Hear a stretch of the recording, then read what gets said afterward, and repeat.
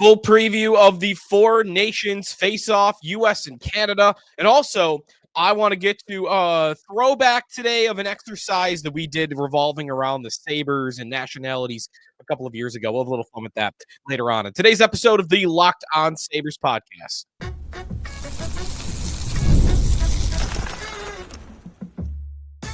You're Locked On Sabres, your daily podcast on the Buffalo Sabres. Part of the Locked On Podcast Network, your team every day.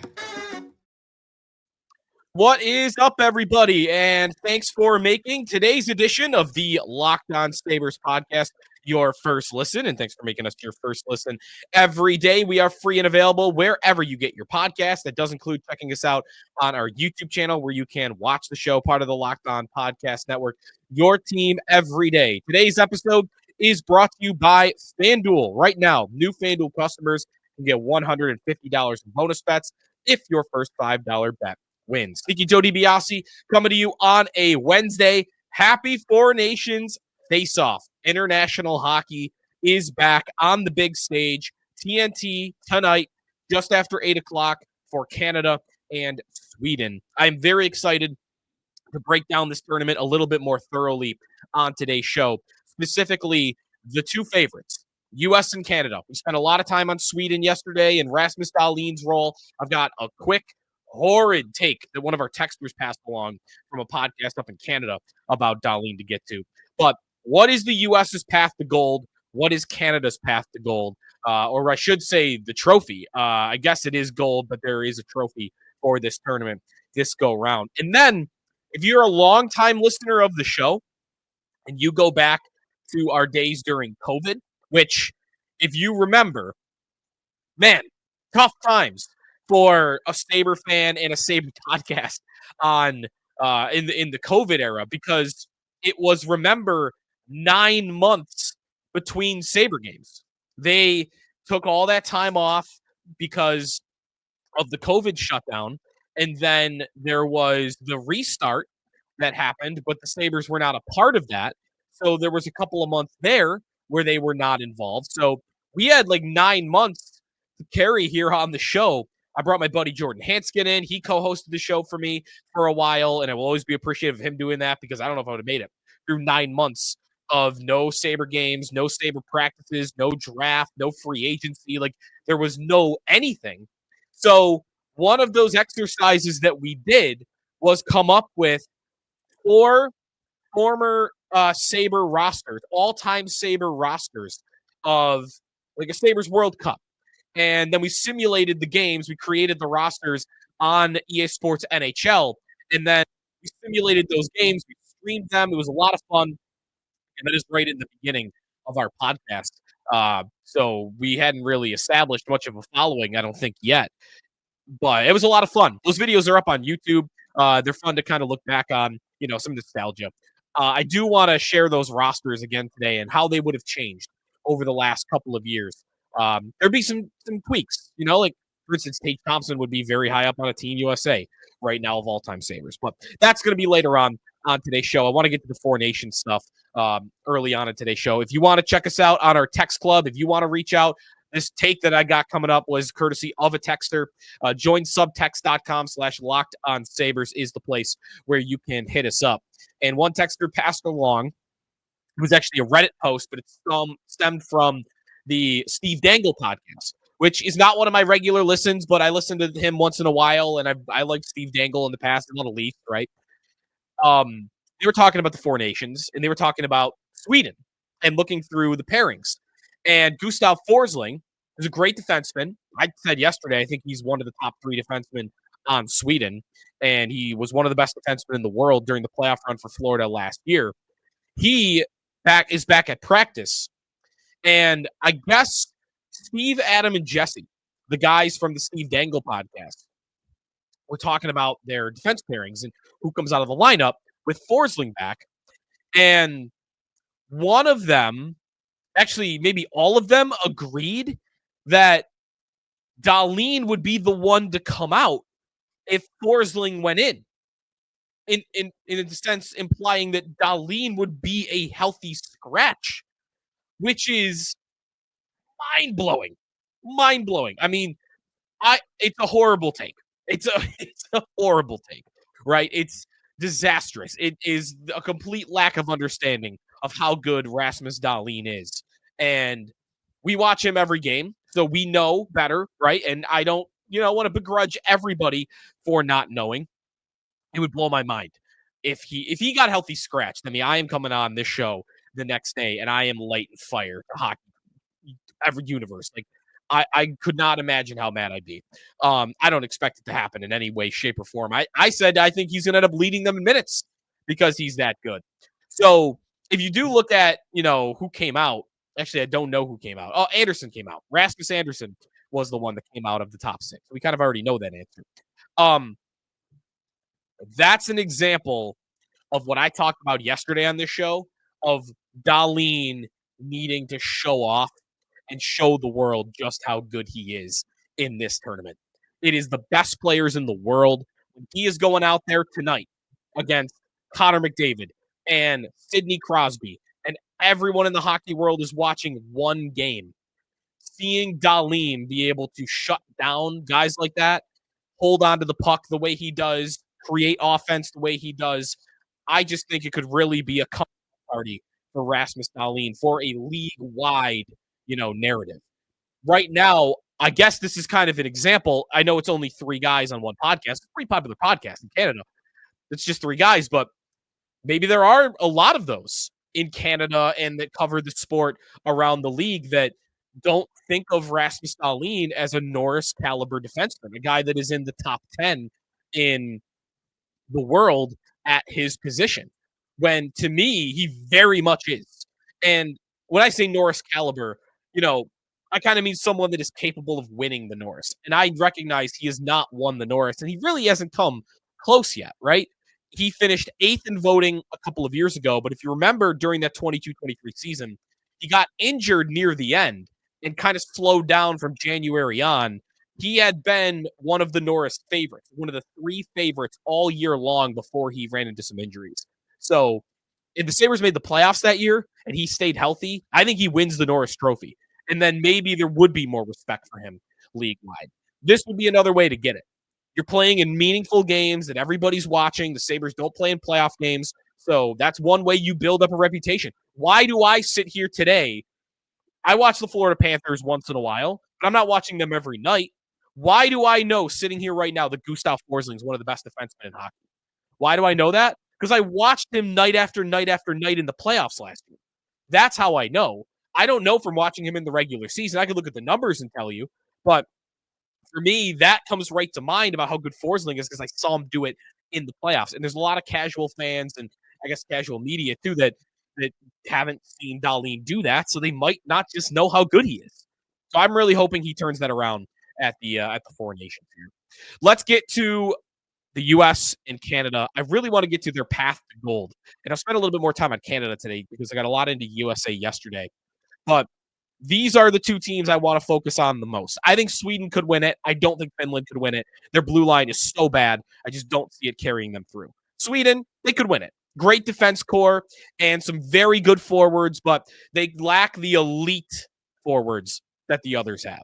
I mean, if you were to rank the best forwards in this tournament, you'd get to McDavid and Matthews and Eichel and McKinnon, right, and Crosby. You'd go down and down the list. What's the first Swedish forward you would get to? Elias Pettersson, who I've been trying to get the Sabres to trade for all year. Remember, he's having a down year. I wouldn't put him on the top 10 of that list. William Nylander, Mika Zibanejad, Adrian Kempe, Philip Forsberg. These are all very good players, but none of them are superstar level like we're talking about for some of these U.S. and Canadian forwards. So that is why I would have Sweden finishing probably 3rd. I wouldn't be surprised if they get to the gold medal game, but I would not pick them to win. The U.S. and Canada, those are the top 2 dogs, co-favorites. Who is going to win it? There is a path for both. For the U.S., I think there is one very clear path, and that is you got to get what they need to do to win the gold, I should say, to win the trophy. They got to get the scoring to match Canada. They've got to score, and that's going to come down to, I think, their top 2 lines a lot. I think you're going to see Matthews, Eichel, Kyle Connor is going to be huge for this. He's a natural goal scorer. Jake Gensel playing in the top six, whether he's able to thrive in a top six role, because that's one guy, like that's a show of, U.S. not quite as deep with superstar talent as Canada is. Jake Gensel is a great hockey player, 40 goal scorer. He's going to score 40 this year. But is he on the level that some of those top six guys are in Canada? You might say he's just a tick below. Can he go to a tournament like this and score consistently? I like his chances. Because once you get into the bottom six, I think the U.S. lacks the scoring punch in the same way that Canada does. So a big key for me for the U.S. winning the trophy in this tournament is Eichel, Connor, Matthew Tkachuk, Auston Matthews, Jack Hughes, and Jake Gensel. Those six guys have got to score, and they've got to score in every game they play. That, to me, is how they're going to win the gold. I kind of trust everything else. I trust their blue line to be really good. By the way, they messed around with defense pairings the last time we spoke. Zach Werenski with Charlie McAvoy. Actually, no, they didn't mess with it. They just, I guess, flipped the daily faceoff, flipped who's the top pair and who's the second pair. So Slavin is still with Adam Fox. So for me, it's pretty simple. Get the scoring. Don't make everybody regret that you didn't take Tage Thompson or Cole Coffey, that you didn't respect goal scoring enough, and then you weren't able to score at the same level of some of these other teams. That, to me, is key number one for the U.S. because I trust everything else. I trust the blue line, and I trust the goaltending to get the job done, whether that's going to be Hellebuck for all of the games, whether Jake Ottinger gets into a couple of the games. We'll see who ends up playing low. I think Hellebuck's going to play tomorrow, though, against Finland. When we come back, we've not spoken a lot about Canada. I want to get to their path to winning the trophy, and that to me is a very clear answer. Get to that. Look through their lineup a little bit. A couple of former Sabres on there. When we come back, here on the Locked On Sabres podcast. Today's episode of Locked On Sabres presented by Indeed. You just realized your business needed to hire someone yesterday. How can you find amazing candidates fast? Easy. Just use Indeed. When it comes to hiring, Indeed is all you need. Stop struggling to get your job post seen on other sites that need sponsored jobs.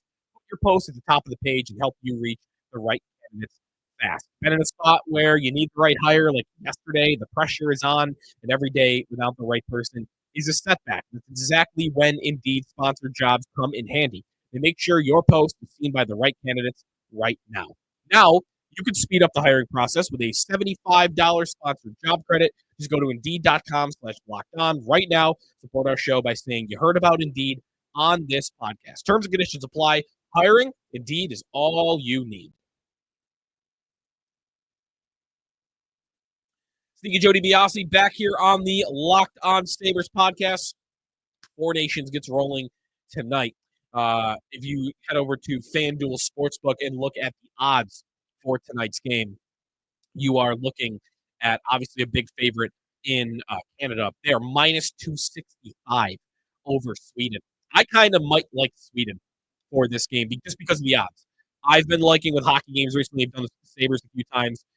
Instead of just going for money line and including overtime, give me Sweden to win in regulation. I've been liking betting in regulation. You could get Sweden at plus 360 at FanDuel to win this game in regulation. The reason I like that is the same reason that I would say, or the thing that is Canada's key to winning this tournament. Because kind of like I trust the U.S. blue line and goaltending, I trust that Canada is going to score 1 billion goals in this thing. Maybe when they run into the U.S., it's a little different because the U.S. blue line and, listen, that matchup on Saturday is going to be electric. And how the U.S. plays Canada, I think, will be very interesting. Michael Russo, who's been covering this tournament very closely because he's close to Bill Guerin, the Wild GM. Russo covers the Minnesota Wild. The way that they've been talking about Jack Eichel was this at the end for the Sabres, but has really blossomed in this way in Vegas. He is a dominant defensive center. He's turned into that. Like, to me, he should be getting more respect in the Selke conversation.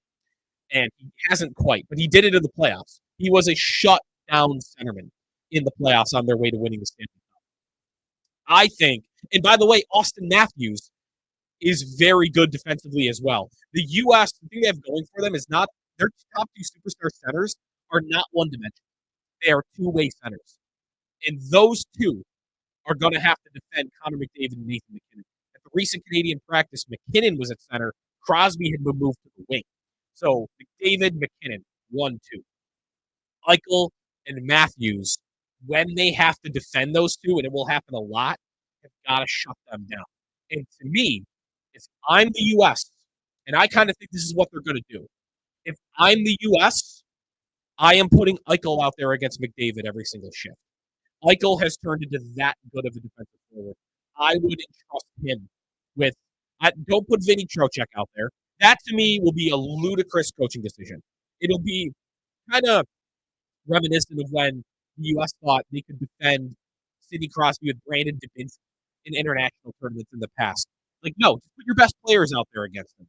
And Eichel is so good defensively that he is the guy that I would pick. I would pick Eichel to go out there one-on-one. Dan Bilesma rolling over and on the bench. I would pick Eichel, nominate him, go out there every shift and shut down Connor McDavid. That's what I would do. And I don't want to say free up Matthews to play McKinnon because that's just a 1v1. I don't know how that's going to turn out. For Canada, they have a very simple key. One, they've got to get huge minutes out of Taze and Makar, and they've got to get goaltending. They've got to, I don't know who it's going to come from. Jordan Binnington, I don't trust it. But in a short tournament like this, Binnington could get hot, or he could implode. You have no idea what you're going to get. If it's not him, Aiden Hill. But you've got two lower-level starting goalies that have to play for Canada. For them, it's a short tournament. You might think it's better for them that that's the case, to get somebody to get hot for a game or two, or 3 games. So we'll see. That, to me, is key number one for Canada winning this tournament. They've got to get saves. And the other thing, like I mentioned, is the blue line. They've got some holes. Drew Doughty is not the player he once was at all. He's been bad a lot of the last couple of years. Him playing on that third pair, if he starts playing against the other team's top lines, I don't think it's going to go well. So if I'm another team, I'm attacking Doughty whenever he's on the ice. And the other guy I want to attack is Colton Parayko. Let me really test if you're a top-level defenseman playing against the likes of Matthews and Hughes and Eichel, these guys, Finland with Barkov and Laine and Rantanen. Like, those would be the guys I'd want to be attacking. So for Canada, does their blue line hold up? Does their goaltending hold up? Because the forwards could carry them anyway. McDavid, Marner, and Reinhart is line one. McKinnon, Stone, and Crosby. That line's going to be a shutdown line. That's why I think they're going to play against the Matthews Hughes line. Braden Point, Brad Marchand, and Seth Jarvis. And then Anthony Cirelli, Travis Konecny, and Brandon Hagel is line 4. Good luck. That is a skilled unit. When we come back, throwback. Our Sabres World Cup from a couple of years ago. What's changed since then in terms of the lineups? And if you weren't around then, if you weren't a regular listener, stay tuned. I got the graphics up on our YouTube channel too. These were some very cool days in our podcast. That when we come back, we're going to Locked On Sabres podcast. This episode of Locked On Sabres presented by FanDuel Sportsbook. It is 4 Nations season, and all those odds are available to you right now on FanDuel, whether it is looking at this game tonight between Canada and Sweden, whether you're looking at this weekend with the big mega game between Canada and the U.S., a prime time game on Saturday night. How can you miss that? Whether you want Canada on a futures bet to win the whole thing, or the U.S., you want to double down on the emotional stake in this one. That's all available to you on FanDuel Sportsbook. A lot of good bets available. Golf season, of course. You got Scotty Scheffler in the Genesis this week, plus 400 to win. Just because football ended doesn't mean you don't have plenty going on in the world of sports. And with FanDuel, you can place live bets throughout all the games. You can miss the opening tip-off or face-off. You could bet on a third period comeback, a fourth quarter comeback. You can stay in the action. If you're looking for a bigger payout, you can even combine your live bets into a same-game parlay. Right now, new FanDuel customers can get $150 in bonus bets if your first $5 bet wins. So visit FanDuel.com to join today. FanDuel.com for your shot at $150 in bonus bets. Make every moment more with FanDuel, the official sports betting partner of the NBA. Welcome back. It is the Locked On Sabres podcast, and thanks for making us your first listen every day. Let's get to some nostalgia here. Wanted to bring this up. Four Nations tournament, international hockey. I love my Sabre nostalgia.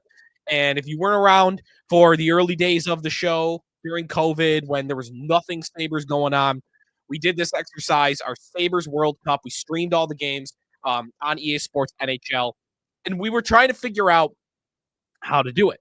Because if you just did like Sabres from Russia, Sabres from Sweden, you weren't going to get a full team that was going to be anything near Canada or the US. So we decided the best thing to do to make it the most competitive was splitting Canada, Team Quebec and Team Canada, which was all the rest of Canada. Then all of Europe together, Russia, Finland, Sweden, all of them. That made it the fairest of teams, and that's how it kind of played out. And a lot of our listeners then and fans on Twitter were like, "Ooh, I don't know which of these teams I would like the most." Well, spoiler alert, Team Europe ended up winning the whole thing. They won the championship.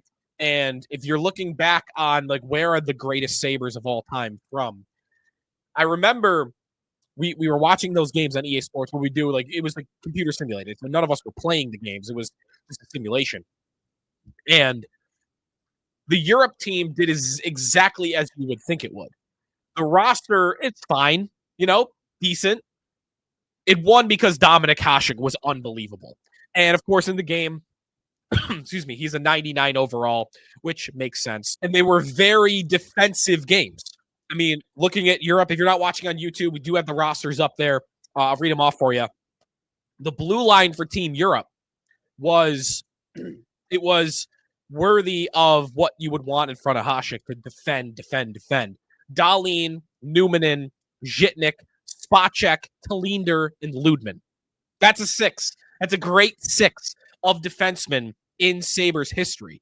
The forwards for Europe, not so great, especially at center. I really had to read up on Christian Ruutu, who was a Sabre in the 80s. It was a really good player. If you look back in time, he's the best European Sabres centerman ever. Yuri Kulik. You don't have much of a bar to clear. We had to put Jochen Hesch at second line center. He had played some center in his career, obviously more wing. We put him at center just because we didn't have enough European centers. Johan Larsson, Zemgus Girgensons, the other centerman. The wings, though, that's where you had some scoring.